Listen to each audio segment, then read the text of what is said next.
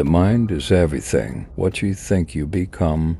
Buddha. Before we can fully appreciate the power of the subconscious mind, it's important to understand the characteristics of the conscious mind. Even though this book is about the power of the subconscious mind, in no way do I mean to diminish the marvelous nature of the conscious mind, because the human conscious mind is an awesome and spectacular creation. The most basic description of your conscious mind is that it's the part of your mind you are aware of. It controls your voluntary thoughts and functions.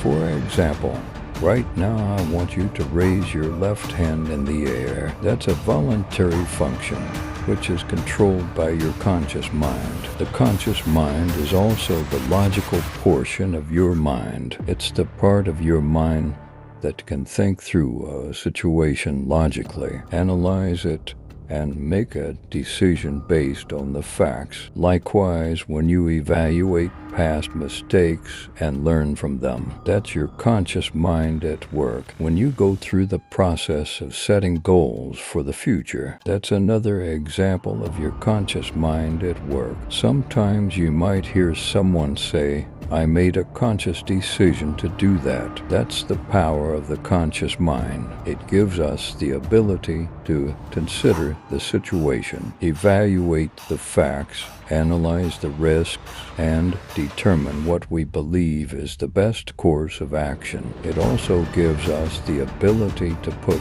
together a thoughtful plan to implement the course of action we have decided upon. But as marvelous as the conscious mind is, it also has some inherent limitations. For one thing, the conscious mind has limited memory. How often have you had trouble remembering someone's name, or even remembering where you put your keys? Those are examples of the limited memory of the conscious mind. Another limitation of the conscious mind is that it can do only one thing at a time. If it tries to do more than one thing at a time, it has to switch back and forth very rapidly. An example might be reading while someone is talking to you. At any given instant, your conscious mind can focus on what you're reading, or it can focus on listening to what's being said to you, but it can't focus on both at the same time.